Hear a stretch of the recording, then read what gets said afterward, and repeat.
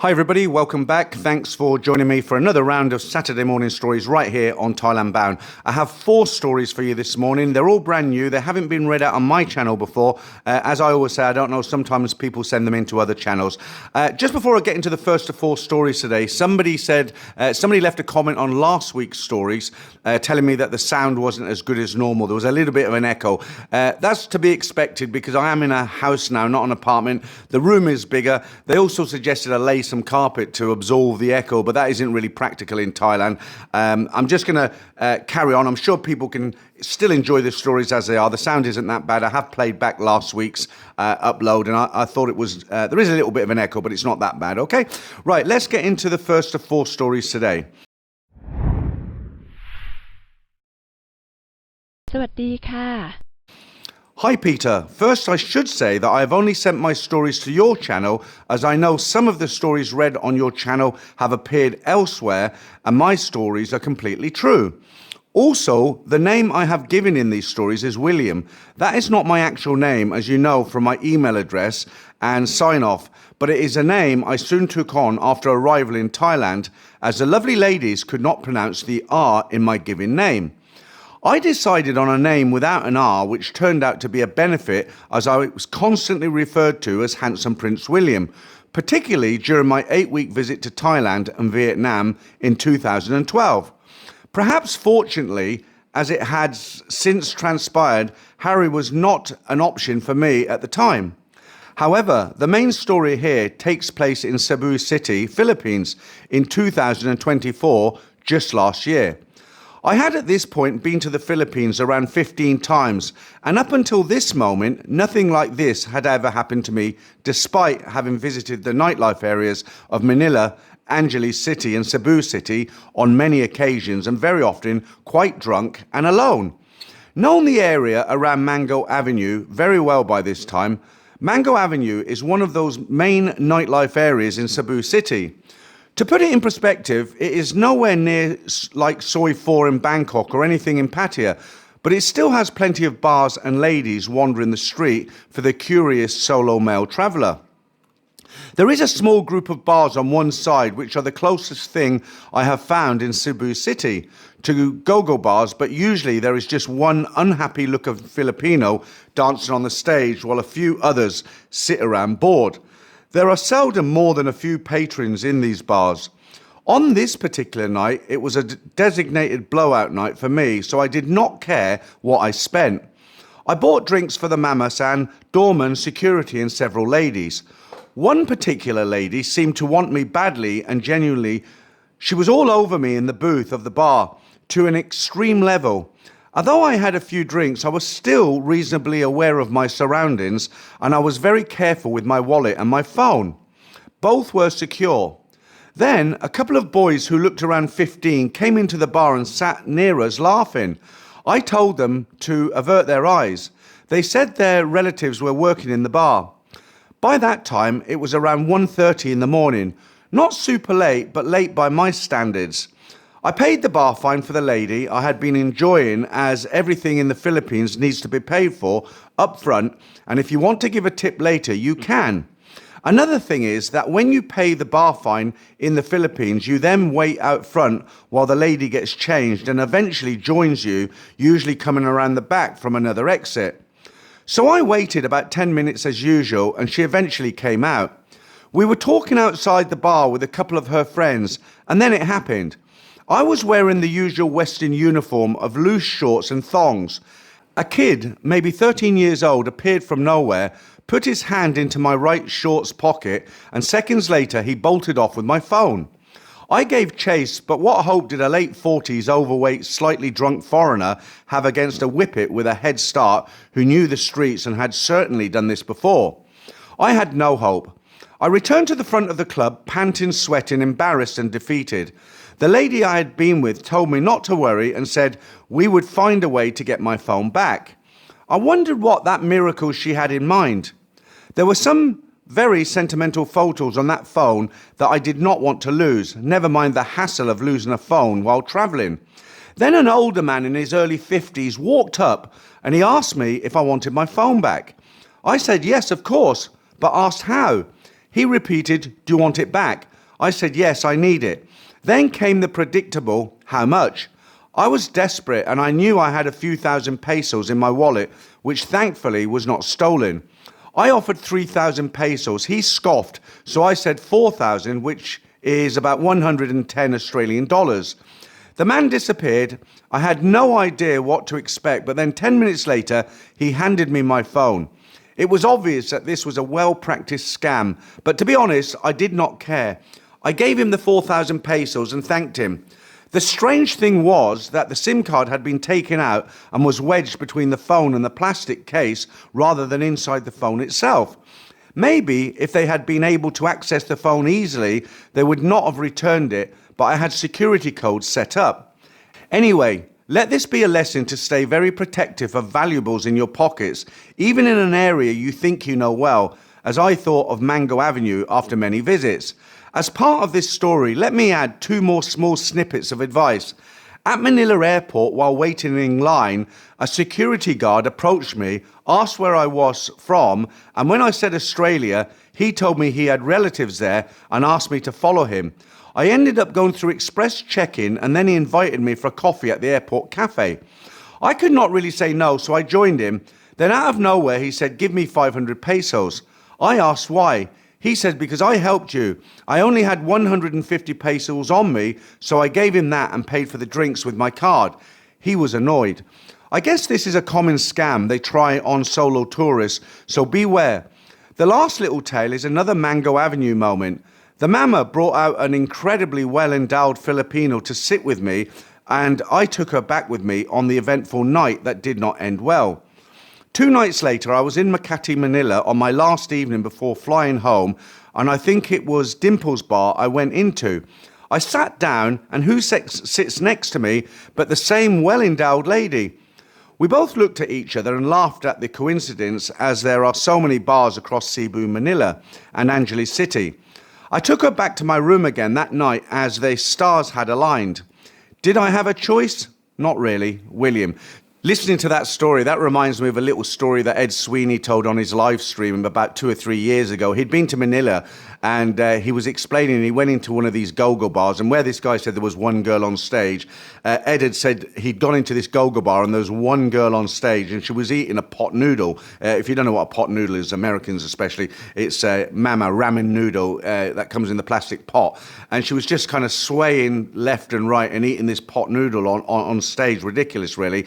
I went to the Philippines, but it was about 30 years ago. I didn't find it anywhere near as much fun as Thailand. Okay, right, let's get into our second of 4 stories this morning. This is not a train crash tale, but a practical one about the costs of living in Thailand with a bit of history attached for interest. I have seen loads of YouTube videos on how much it costs to live in Thailand, and it is difficult to get a clear idea because the information comes from so many sources that often contradict each other. How to live on under $500 a month in Thailand will always be met with, you need at least $2,000 a month to live in Thailand. The cost of living is like anywhere and depends on the location within the country, the type of accommodation, lifestyle, decisions, age, priorities, what and where you eat, whether you have a partner, and your own things like a car. There can never be a fixed price for living somewhere, and you only truly understand the cost once you live there. It all comes down to what you want out of life and what you need to change to suit your personal finances. Right, here we go. I will give some background and history to put some then and now context into it. I have lived permanently in Thailand for nearly 16 years after doing visa runs for a few years before that. Back then, I was in my 50s and retired but with no pension, only my own pot to see me through until my UK state pension eventually kicked in. Most of my pot came from my divorce and the sale of my house, which was a straight 50-50 split, with no problems or lawyers taking a cut. I'm not talking hundreds of thousands, but it was careful and frugal. I could still have some money saved for a rainy day when my reduced fixed pension eventually arrived. When I retired, I actually qualified at that time, but the UK changed the rules in 2016 in a way that was not in anyone's favour. Anyway, back then, I lived with my partner in a very cheap Thai one-bedroom flat on the outskirts of Bangkok. My partner lived there because it was next to the bus station where she used to work. An 18-hour shift on the old red Bangkok buses as a ticket inspector a few months before we met. The cost of that apartment was 1,000 baht a month, plus water and electric. There were smaller rooms at 800 baht, but I would not recommend going that cheap. It was extremely basic and cheap Charlie, but perfect for low-income people. In Thailand, there is accommodation for all income groups, unlike many Western countries due to regulations and basic standards. We stayed there a couple of months and then moved to a much better place about 15 minutes on a Songtao ride away, which cost 3,000 baht including internet. With spending and travel and the occasional short breakout, our costs worked out around 8,000 baht a month on average. That rented flat ended almost 14 years ago after living there for around 18 months when Gert's mother became ill.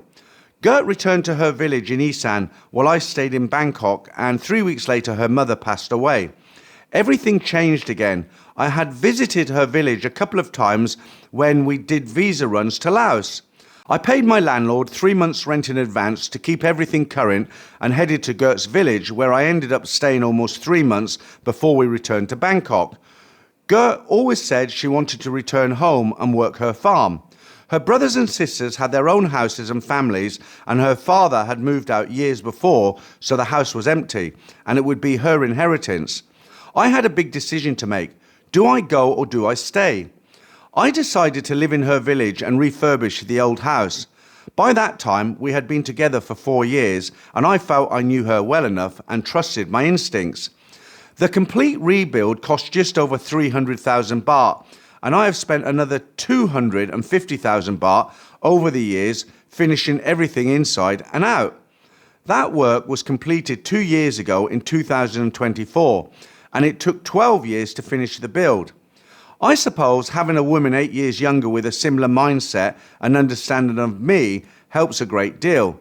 She does not throw money around, and she is careful with hard-earned cash.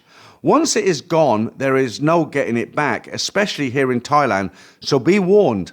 Now, back to the cost of living. I have spent money to get to this stage where I have no rent. We have dozens of chickens, fruit trees, herbs and spices, and 2 fish ponds all bought by Gert from her hard work. She now sells her produce, and she even built a small house on her farmland from her earnings.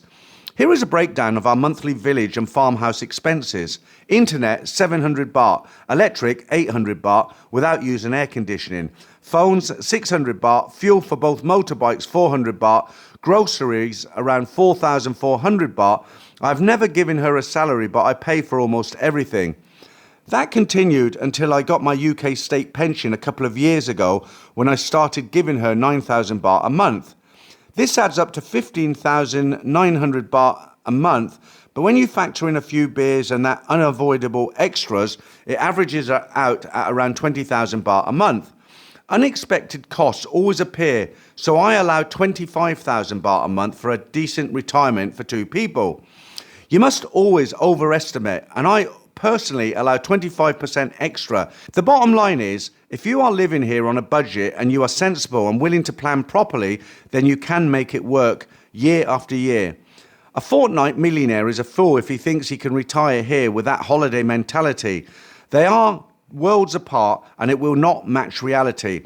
Thinking a few years ahead is a good strategy, but always be aware that change can come quickly and directly affects expats. So a plan B or C is essential. So when I read that story out the first time, I was kind of thinking of his budget. And I'm not saying he can't do it. He doesn't have any rent. He lives in Isan. He's living a really basic rural life. But I would honestly say, I'm going to give you my opinion here. I would say if you want to come out here and live a pretty decent life, sometimes you're going to want to eat Western food. You're not going to want to eat Thai food for breakfast, lunch, and dinner for the rest of your life. You're not going to want to eat only off food carts. You're going to have to pay for some transport. You want to have some entertainment. You want to eat a little bit of Western food. With all that in mind, I would say, especially living in somewhere like Bangkok or even one of the kind of tourist areas, I would say you'd need at least 50 to 60,000 baht minimum. to live a pretty decent life. I mean, I at the moment, I'm kind of, well, I don't know here in Hua Hin, but in Bangkok, I was probably spending about 80,000 baht a month. But I was eating out a lot. I've got a car, you know, I had a nice apartment I was paying 20,000 a month for. You know, if you're thinking about coming out here to live, you must come out here and spend a couple of months and pretend you're an expat and just see your style of life, what it comes to. Because like the guy says, there's too many videos out on YouTube who tell guys you can come out here, live like a king on $1,000 a month. And it's just not true. You can come out here and live, but for me, it's more like existing. Okay, I'm sure I'm going to get comments from guys saying, well, I live on $500, $600 a month and I'm doing okay. As I said, I'm not denying that. But what I'm saying is if you want a fairly nice life out here, you know, in a city or a tourist area, then you're going to have to, you're going to need a bigger budget. Okay, right. Into story number 3. I met Cherry on Tinder in Australia a few years ago. She was a stunning lady who could be described as slim with long dark hair and a beautiful face, full of character, a face that had thousands of expressions and an accent that could make you melt. At first, while we were having dinner, all I could see was this Spanish-looking woman with permed hair, and it was not until we really started talking that I learned she was Thai, and she spent a lot of that dinner telling me about her life. I remember her explaining a very tough life with a daughter and that she was with another boyfriend who she had loved, but he was a cheater and she had said he had had a woman in every port. Cherry was 40 and her daughter was 14. She had met an Australian man in Thailand and he brought her back to Australia, but they later separated and now she wanted someone to hold her hand and be with her into old age, and those were her exact words. We agreed to catch up again, and that was when my life changed. She was no longer wearing jeans and a top. This time she wore a beautiful white dress, and my heart raced as we held hands, walking to where we were going to eat. And after that date, we kissed, and she told me we matched well together. I will not go into detail about myself, but I am now 54, 193 centimeters tall, and 100 kilos with a muscular build. What I hide is that I am a very sensitive person who can read people well. I was looking for a lover, but also to fall in love. I have commitment issues because of the legal system in Australia, and I am comfortable never being married. A relationship approaching 2 years is a dangerous time for me as it requires financial agreement.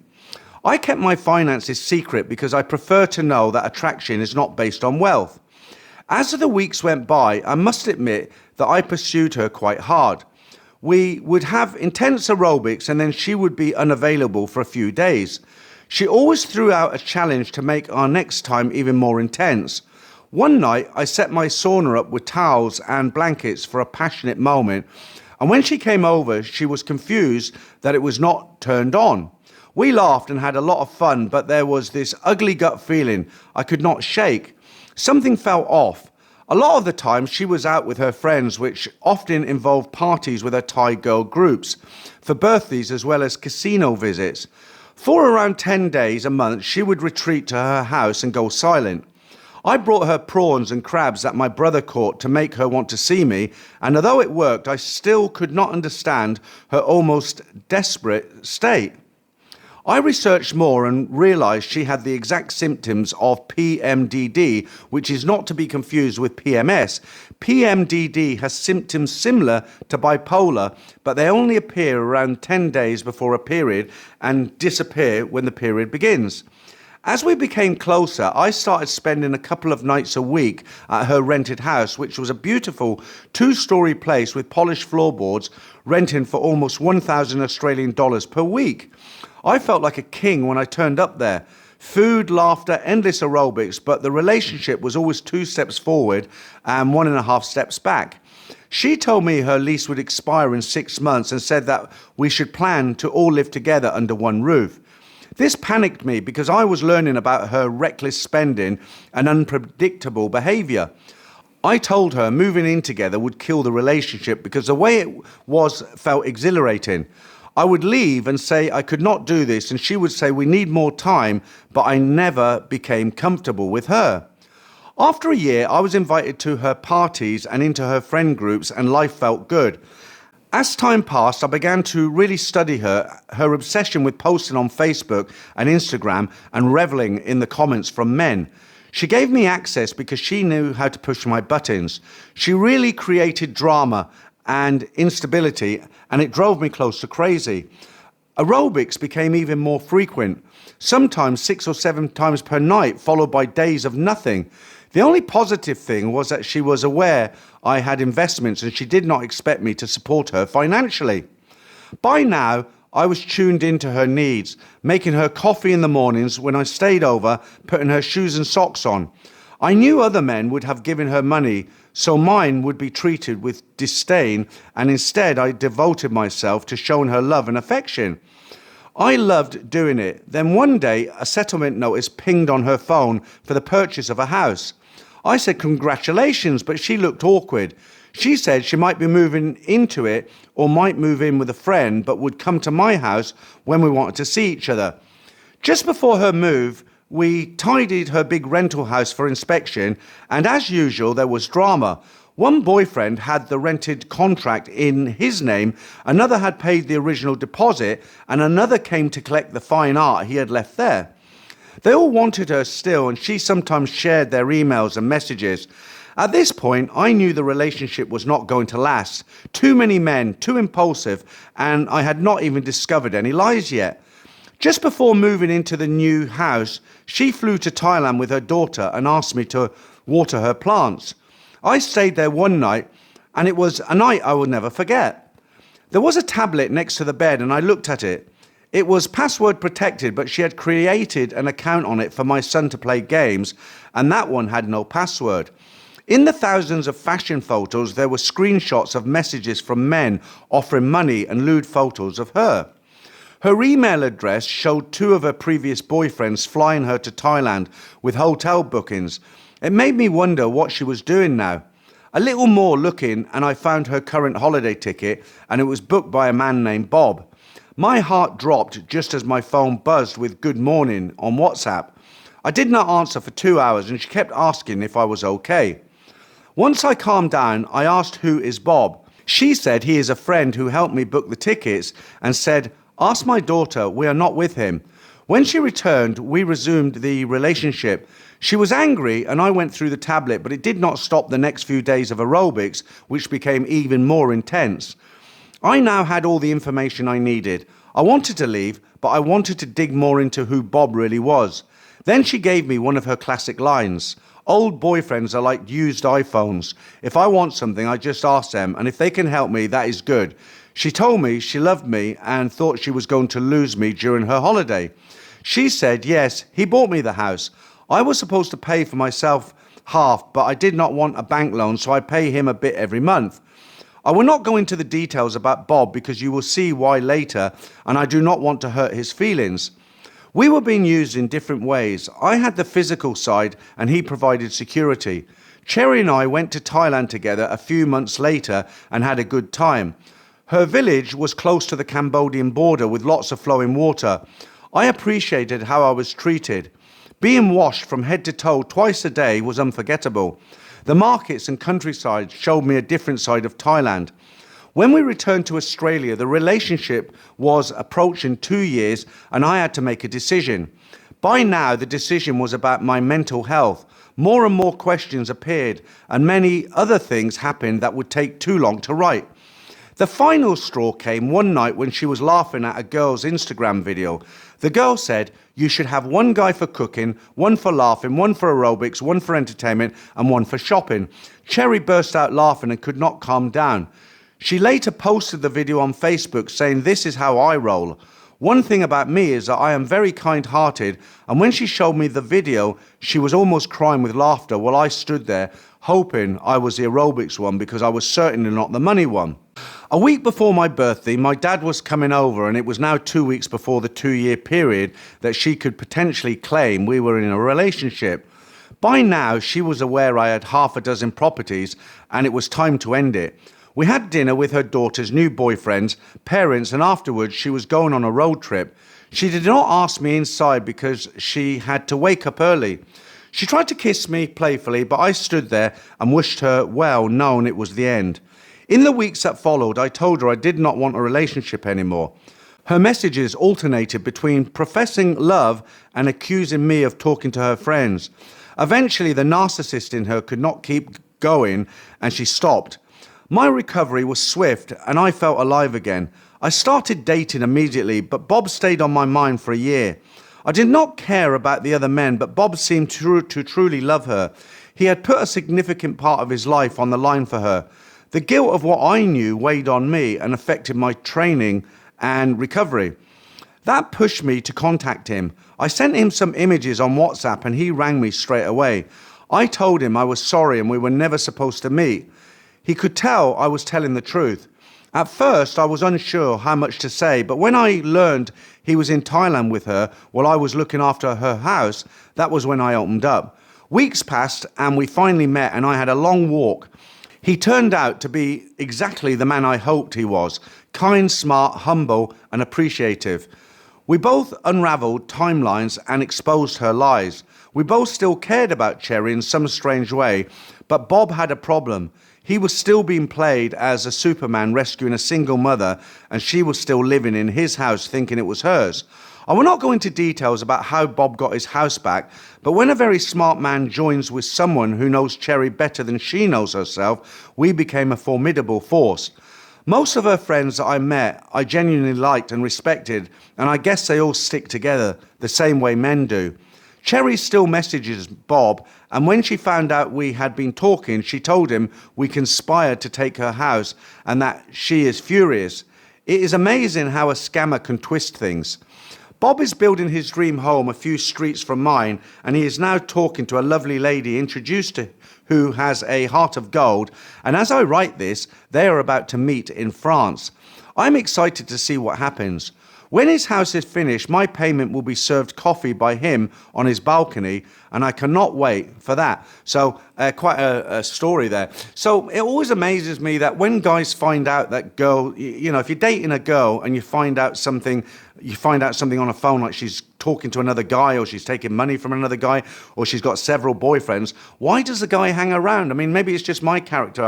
If I have a girlfriend, but if I found out even at this time that she was talking to another guy or several guys, that would be it. There wouldn't be a second chance. I'd be out of it. I mean, I don't cheat on her and I don't expect her to cheat on me. But a lot of these stories, guys are talking like they've accepted she's got 3 or 4 boyfriends, and it's something that I always find it very, very, very strange. Okay, let's jump into the 4th of 4 stories this morning. This is a bit shorter, this one. I am a long-time listener, and so far I have sent you one story. I'm a 64-year-old man who has been retired for 5 years and living in the United States. I used to go to Thailand every year in my 40s and 50s until the music, drinks, and going out every night finally got to me. 4 years ago, my wife got cancer and she is very weak and sleeps around 20 hours a day. So my only option now is to travel to Thailand again to get some action. I watched a lot of YouTube videos and learned about Thai Friendly. I joined Thai Friendly and within the first hour I received around 20 likes and messages from women which did not make much sense to me. So I was very careful with the messages I received. 3 or 4 of them started telling me about cryptocurrency and USDT, which I had never heard of before, so I kept a few line numbers to start this new adventure. It seemed much better to have them come to the hotel instead of going to the clubs and hoping to meet someone if I did not fall asleep before the action started.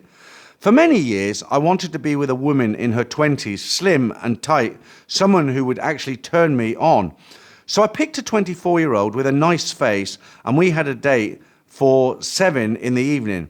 7 in the evening was a strategic time because if something happened and she did not show up, I still had time to call somebody else.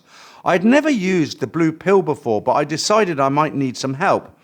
I went to my doctor and I asked him to check my testosterone level, and to my surprise it was 550, which is pretty good for my age. I asked him what I could do to raise it and he gave me some pills, and on the next test I went up to 1300. The normal range is between 250 and 1100. I stopped taking the pills but still brought the blue pills with me. The first leg of the trip was to Dubai, which was around 14 hours, and the next flight was at 7 the following morning. So I stayed the night in Dubai before the 7 in the morning flight to Bangkok, which took around 7 hours. On the way, I swore I would never fly that many hours again. The driver met me at the meeting area and we started the 2-hour drive to Pattaya. I checked into the hotel, had a shower and went to sleep. When I woke up, I sent a message to the cute 24-year-old to come to the hotel that night. She arrived on time, and when I met her outside the hotel, she looked much heavier than her picture, which was a bit of a turn-off. But after a few years of not having anything, I did not have a problem doing the aerobics. The next night, I sent a message to the pretty 27-year-old, and it happened again. She was pretty, but also pretty fat. I wondered what happened to the slim Thai ladies. This time, I went through the motions, but could not get into the finish line. I took her again the next night, but still could not finish. I think it was anxiety and the lack of attraction that caused the problem. A few days later, I decided to fly to Phuket because Pattaya was boring. I ordered a Bolt to take me to UTP around 11 in the morning for a 1 in the afternoon flight. A minute before the driver arrived, he sent a message asking me for 200 baht more than the Bolt price. I told him to cancel the ride. A few minutes later, another driver was sent and the same thing happened. I decided to just pay the extra and go. On the way, the driver asked me to cancel the ride so she would still get paid without paying commission, but I refused and we drove to the airport. I ordered a Bolt in Phuket, but the driver messaged that he was waiting outside the airport because they are not allowed to pick up there. So I had to get a Grab to take me to my hotel in Patong. I stayed at the Gig Hotel, which is a few minutes walk to Bangla Road and the beach. I sent a message to a local lady and she was exactly what I was looking for, cute and slim. I asked her to come back the next night. She asked for 1,500 baht for that night and said if I wanted her to come back the next night, she could bring a friend for 2,500 for both. Being 64, I did not think I could go day after day with two at the same time, but I thought, what the hell, you can still have fun with the ladies even if you do not get to the finish line. They came together the next night and we started doing stuff, but my 100 milligram blue buddy could not get me up. I went to the bathroom, took another 100 milligrams and tried again, but it did not help because it does not work instantly. I later Googled it and the answer was scary because you can get a heart attack and other problems if you take more than 100 milligrams. So do not try this at home. I did not care and just had fun with them. After that night, I took a break for 2 days to let my body recharge and save my heart. This was in July 2025 and I am going back in November next month. I'm not sure what will happen this time. Thanks for reading out my story. It sounds like he had a lot of fun in Thailand. Okay, that's it, guys. I hope you enjoyed these 4 stories. As I said at the beginning, never read out on this channel before. If you've got a story to share, please send it in to me. My email address is in the description. If you enjoy what I do, give me a thumbs up. It doesn't cost you anything, but it does help me in the YouTube algorithm. Thanks for listening to me again, guys. I'll catch up with you soon. And don't forget, you can also join Thailand Bound as a member and get early access to these stories, as well as join us in the member stream. Thanks again, and I'll be back with some more stories next week.